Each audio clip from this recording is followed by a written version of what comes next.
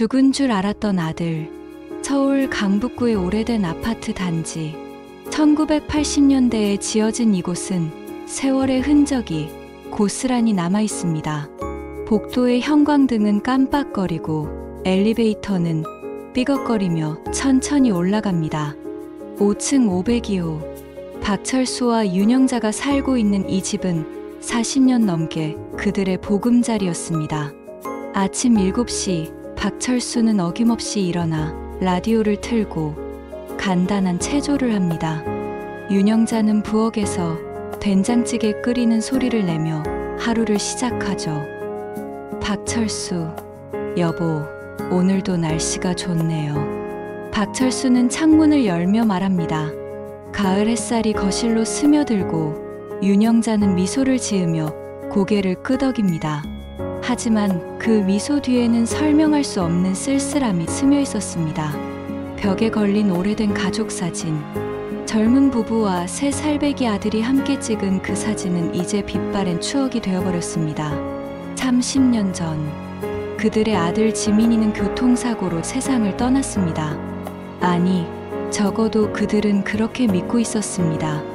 평범한 화요일 오후 2시 박철수는 거실에서 신문을 읽고 있었고 윤영자는 안방에서 뜨개질을 하고 있었습니다. 그때 초인종이 울렸습니다. 딩동 딩동. 박철수는 신문을 내려놓고 인터폰을 확인했습니다. 화면에는 깔끔한 차림의 젊은 남성이 서 있었습니다. 택배기사도 아니고 보험 설계사 같지도 않았습니다. 박철수, 누구세요?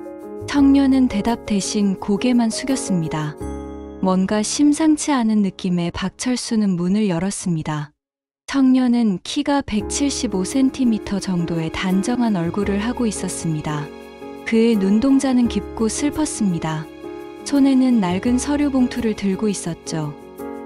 지훈, 안녕하세요. 박철수 씨, 윤영자 씨 맞으신가요? 청년의 목소리는 떨리고 있었습니다. 박철수는 고개를 끄덕였습니다. 지훈, 저는 당신들의 아들입니다. 박철수의 눈이 크게 흔들렸습니다. 손에 들고 있던 신문이 바닥에 떨어졌고 안방에서 뜨개질하던 윤영자가 급히 나왔습니다. 윤영자, 여보, 무슨 일이에요? 윤영자는 지훈을 보는 순간 얼굴이 새하얗게 변했습니다. 손에서 뜨개 바늘이 떨어지며 바닥에서 달그락 소리를 냈습니다. 윤영자, 아니야. 그럴 리가. 윤영자의 목소리는 가늘게 떨렸습니다. 그녀의 눈에는 믿을 수 없다는 표정과 동시에 무언가를 두려워하는 기색이 스쳤습니다.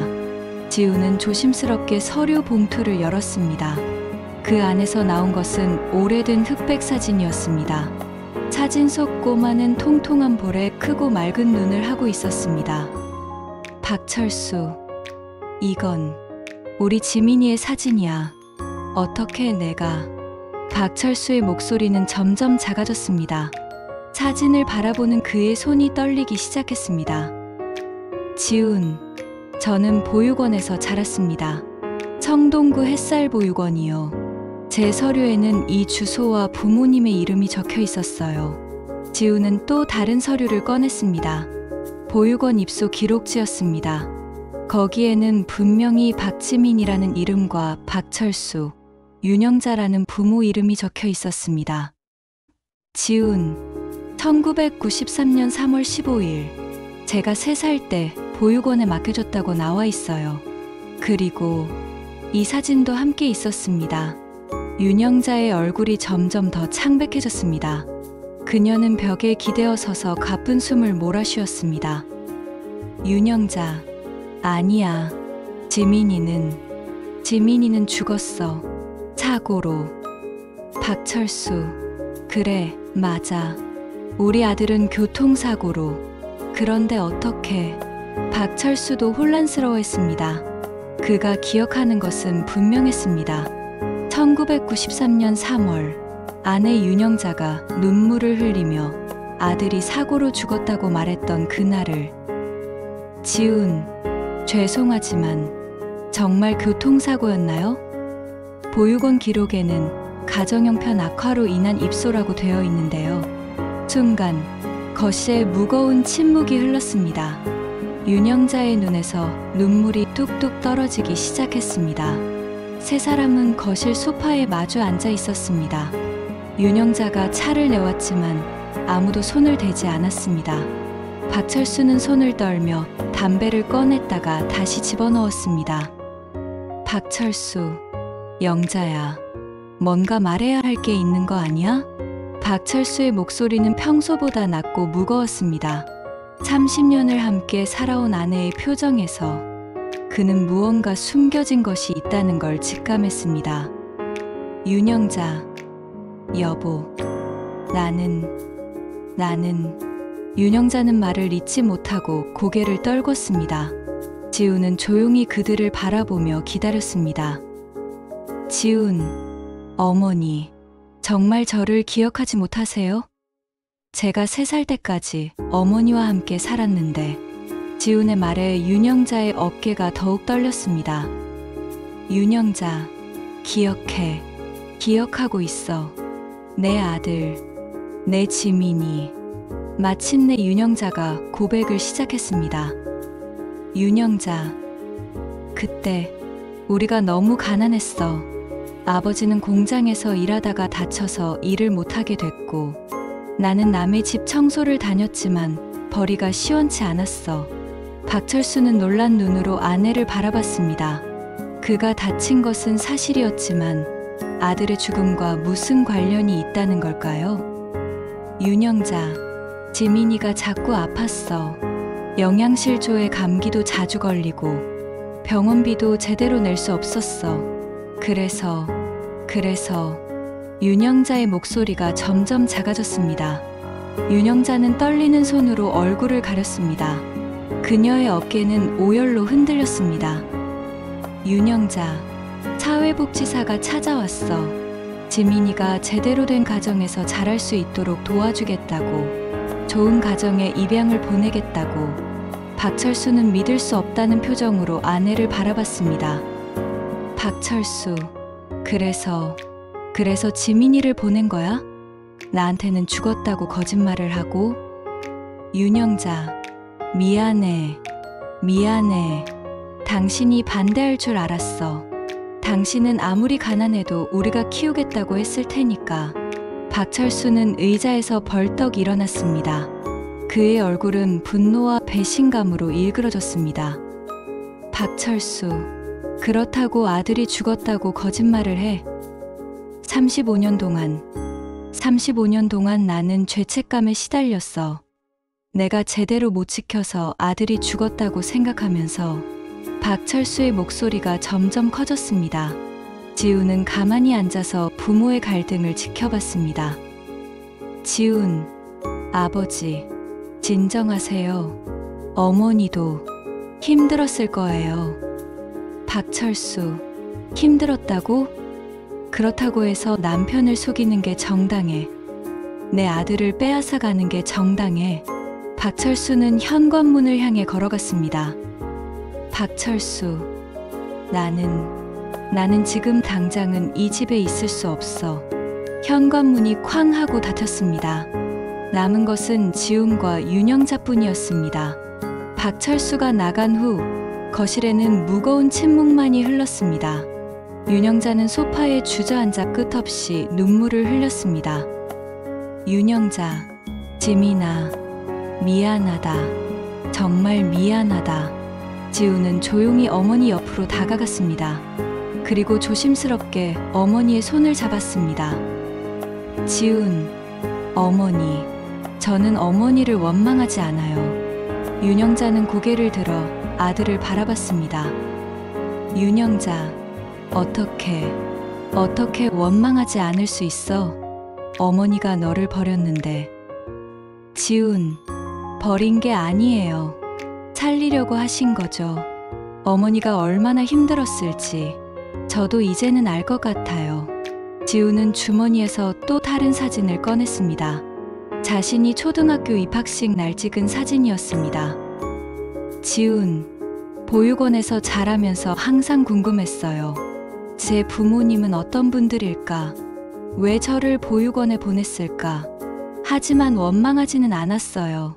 분명히 어쩔 수 없는 이유가 있었을 거라고 생각했거든요. 윤영자의 눈에서 새로운 눈물이 흘러내렸습니다. 지훈, 그리고 보육원이 나쁘지만은 않았어요. 좋은 선생님들도 많았고 친구들도 있었고 대학도 장학금으로 다녔어요. 지금은 IT 회사에서 일하고 있고요.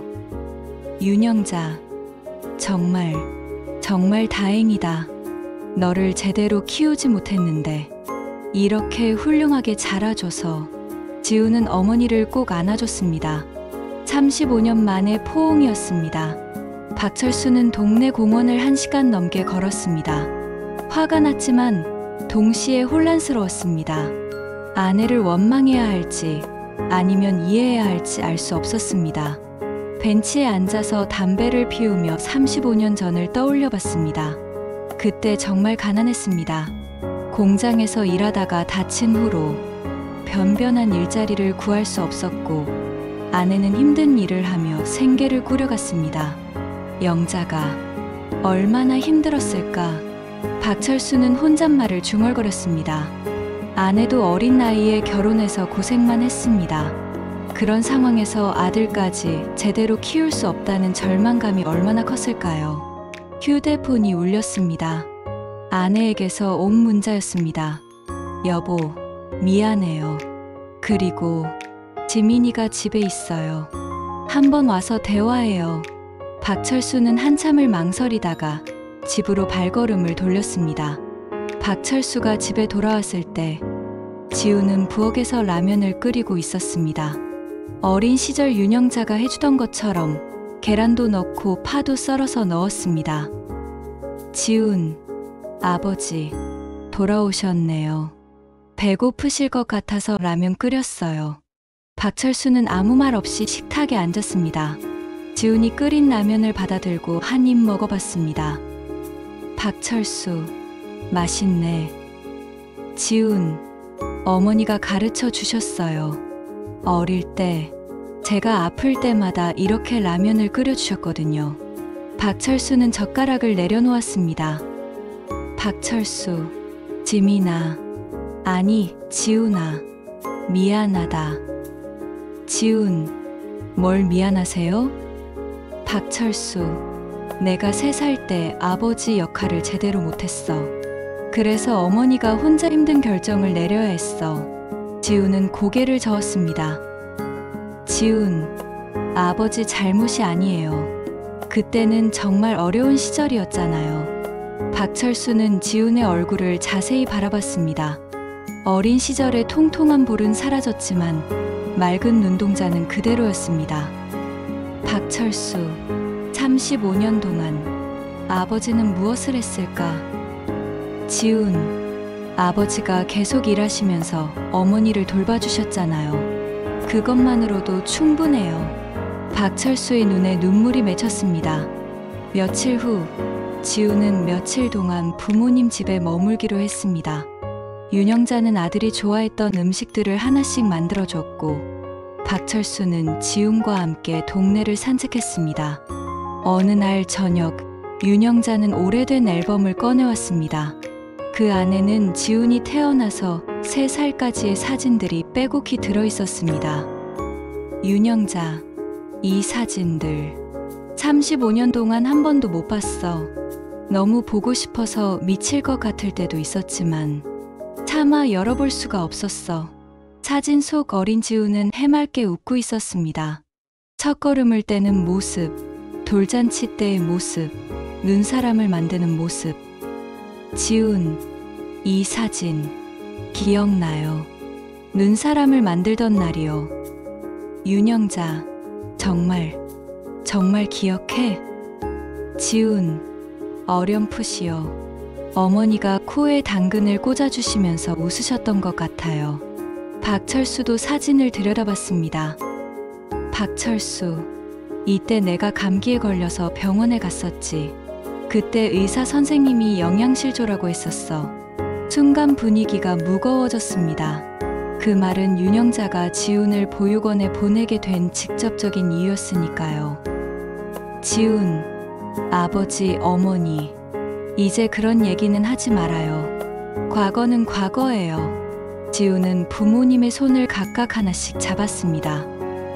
지훈, 중요한 건 지금이에요. 우리가 다시 만났다는 거요. 지훈이 부모님과 함께 지낸 지 일주일이 되었습니다.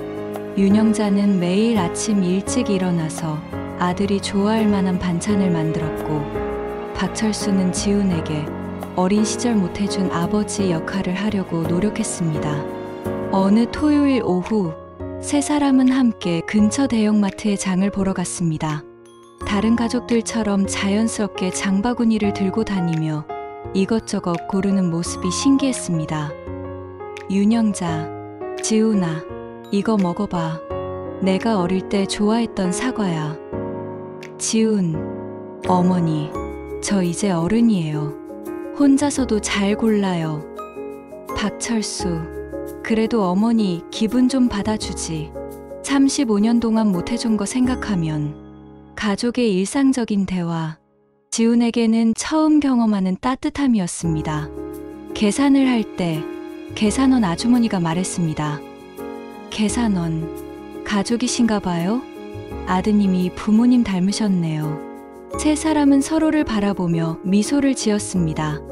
비록 35년의 공백이 있었지만 혈육의 정은 어디 가지 않았습니다.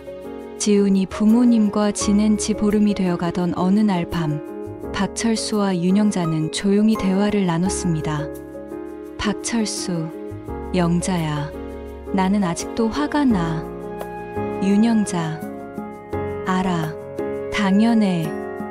박철수, 하지만 지훈이를 보니까 알겠어. 내가 옳은 선택을 했다는 걸. 윤영자는 놀란 눈으로 남편을 바라봤습니다. 박철수, 우리가 키웠다면 저렇게 훌륭하게 자라지 못했을 거야. 가난한 우리 밑에서 자랐다면. 윤영자, 여보. 박철수, 그래도 속인 건 용서 못해. 하지만 이해는 해. 박철수는 아내의 손을 잡았습니다. 박철수, 앞으로는 비밀 없이 살자. 우리에게 주어진 시간이 그리 많지 않잖아. 다음 날 아침, 지훈은 부모님에게 말했습니다. 지훈, 아버지, 어머니, 저 이제 제 집으로 돌아가야 해요. 윤영자, 벌써? 좀 더 있다가 가면 안 될까? 지훈, 일도 해야 하고, 하지만 자주 놀러 올게요. 여기가 제 집이니까요. 박철수와 윤영자는 서로를 바라보며 고개를 끄덕였습니다. 지훈이 자신의 집으로 돌아간 후 박철수와 윤영자의 일상에는 새로운 활력이 생겼습니다. 매주 주말이면 지훈이 찾아왔고, 때로는 부모님이 지훈의 집에 놀러 가기도 했습니다. 지훈의 집은 깔끔한 원룸이었습니다. IT 회사에서 일하는 그답게 컴퓨터와 각종 전자기기들이 잘 정리되어 있었습니다. 박철수, 아들아, 집이 참 깔끔하구나. 지훈, 보육원에서 자라면서 정리정돈하는 습관이 생겼어요. 윤영자, 냉장고에 있는 게 라면밖에 없네. 제대로 챙겨 먹고 있어? 지훈, 어머니, 걱정 마세요. 회사 근처에 맛있는 식당들이 많아요. 윤영자는 냉장고를 가득 채울 만큼 반찬을 만들어 왔습니다.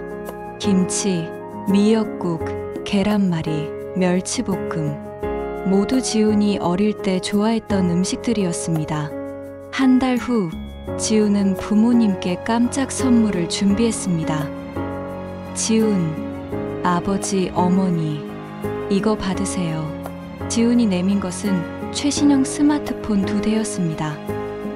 지훈, 영상통화도 할 수 있고 사진도 많이 찍을 수 있어요. 제가 사용법 알려드릴게요. 박철수와 윤영자는 어리둥절했지만 아들의 마음을 받았습니다. 스마트폰을 배운 박철수와 윤영자는 매일 지훈과 연락했습니다. 아침에 잘 잤니? 라는 메시지로 시작해서 밤에 좋은 꿈 꿔라는 메시지로 끝나는 하루였습니다. 지훈도 처음에는 어색했지만 점점 이런 일상이 자연스러워졌습니다. 35년 동안 경험하지 못했던 가족의 사랑을 조금씩 느끼고 있었습니다. 어느 날 지훈은 부모님께 자신의 어린 시절 이야기를 들려줬습니다. 지훈, 보육원에서 친구들이 부모님 면회 오시는 날이면 저는 항상 혼자였어요. 처음에는 서러웠지만 나중에는 괜찮아졌어요. 선생님들이 잘해주셨거든요. 윤영자, 미안해. 정말 미안해. 지훈, 아니에요, 어머니. 그 덕분에 독립적이 됐어요. 그리고 진짜 가족이 얼마나 소중한지도 알게 됐고요. 박철수는 조용히 물었습니다. 박철수, 혹시 우리를 원망한 적은 없어? 지훈, 처음에는 있었어요. 왜 나를 버렸을까? 왜 나를 찾아오지 않을까? 하지만 자라면서 생각이 바뀌었어요. 분명 어쩔 수 없는 이유가 있었을 거라고. 지훈은 부모님을 바라보며 말했습니다. 지훈, 그리고 지금 이렇게 만났잖아요. 늦었지만 이제라도 가족이 될 수 있어서 행복해요. 지훈이 부모님을 찾은 지 6개월이 지났습니다. 이제 세 사람은 진짜 가족처럼 지내고 있었습니다. 명절에는 함께 차례를 지내고 생일에는 케이크를 만들어 축하했습니다. 지훈의 생일날 윤영자는 특별한 선물을 준비했습니다. 윤영자, 지훈아, 이거 받아. 윤영자가 내민 것은 작은 목걸이였습니다. 35년 전 지훈을 보육원에 보내면서 함께 보낸 유일한 유품이었습니다. 윤영자, 이걸 너한테 주고 싶어서 35년 동안 간직했어. 목걸이에는 작은 하트 모양의 펜던트가 달려 있었습니다. 지훈, 이거 어렴풋이 기억나요. 제가 차고 있었던 거죠? 윤영자, 내가 태어나서 100일 때 사준 거야. 너를 보낼 때 이것만은 가져가라고 했어. 언젠가 다시 만나면 돌려주려고. 지훈은 목걸이를 받아 목에 걸었습니다. 35년 만에 제자리로 돌아온 것이었습니다. 박철수도 선물을 꺼냈습니다. 박철수, 이건 내가 태어났을 때 은행에 만들어둔 통장이야. 35년 동안 매달 조금씩 넣어뒀어. 통장을 보니 매달 빠짐없이 돈이 들어가 있었습니다. 많은 금액은 아니었지만 부모의 마음이 고스란히 담겨 있었습니다. 박철수, 너를 찾을 거라는 희망을 포기하지 않았어. 지훈의 눈에 눈물이 글썽였습니다. 1년 후 지훈은 부모님 근처로 이사를 왔습니다. 매일 저녁 함께 식사하고 주말에는 여행도 다니며 잃어버린 시간을 조금씩 채워나갔습니다. 어느 일요일 오후 세 사람은 한강공원을 산책하고 있었습니다. 따뜻한 봄볕 아래서 다른 가족들과 마찬가지로 평범한 시간을 보내고 있었습니다. 지훈, 아버지, 어머니, 제가 결혼하면 어떨까요? 윤영자, 결혼? 좋은 사람 있어? 지훈, 아직은 아니에요. 하지만 언젠가는 하고 싶어요. 그리고 아이도 낳고 싶고요. 박철수는 미소를 지었습니다. 박철수, 그럼 우리가 할아버지, 할머니가 되는구나. 윤영자, 상상만 해도 좋다. 손자, 손녀 얼굴이 어떨까? 지훈, 그 아이에게는 정말 좋은 할아버지, 할머니가 되어주세요. 저처럼 헤어지는 일은 없도록. 세 사람은 서로를 바라보며 웃었습니다. 35년의 아픔과 그리움, 오해와 상처, 모든 것이 이제는 추억이 되었습니다. 박철수, 지훈아, 고마워. 지훈, 뭐요? 박철수, 우리를 찾아와 줘서, 그리고 용서해 줘서. 지훈, 저야말로 고마워요. 35년 늦었지만 이제라도 진짜 아들이 될 수 있어서. 한강 위로 저녁 노을이 물들어가고 있었습니다. 세 사람의 그림자가 나란히 강변을 따라 늘어져 있었습니다. 마치 처음부터 함께였던 가족처럼. 2년 후 지우는 정말로 결혼을 했습니다. 상대는 같은 회사에서 일하는 따뜻한 마음씨의 여성이었습니다. 박철수와 윤영자는 며느리를 친딸처럼 아꼈고 며느리도 시부모님을 친부모처럼 모셨습니다. 결혼식 날 박철수는 주례사에서 이렇게 말했습니다. 박철수, 사랑하는 아들 지훈아, 35년 늦었지만 이제야 진짜 아버지로서 너의 결혼을 축하해 줄 수 있어서 행복하다. 너와 새며느리가 우리보다 더 행복한 가정을 이루길 바란다. 지훈의 눈에는 눈물이 흘러내렸습니다. 어린 시절 꿈꿔왔던 아버지의 축복을 드디어 받을 수 있었습니다. 1년 후에는 손자가 태어났습니다. 박철수와 윤영자는 세상에서 가장 행복한 할아버지, 할머니가 되었습니다. 아이를 바라보는 그들의 눈에는 35년 전 지훈을 바라보던 그 사랑이 그대로 담겨 있었습니다. 어느 날 저녁, 온 가족이 모여 저녁을 먹으며 윤영자가 말했습니다. 윤영자, 때로는 인생이 우리를 힘들게 하지만 결국 사랑은 모든 것을 이겨내는 것 같아. 지훈은 부모님의 손을 잡으며 말했습니다. 지훈, 35년이라는 시간도 우리 가족의 사랑을 막을 수는 없었으니까요. 창밖으로는 또 다른 가을이 찾아오고 있었습니다. 하지만 이제 이 집에는 더 이상 쓸쓸함이 없었습니다. 진짜 가족이 모두 함께 있었으니까요. 사랑은 때로 우리를 떠나보내기도 하지만 결국은 다시 돌아옵니다. 그리고 그 사랑은 시간을 뛰어넘어 더욱 깊고 진실하게 우리 곁에 머물게 됩니다.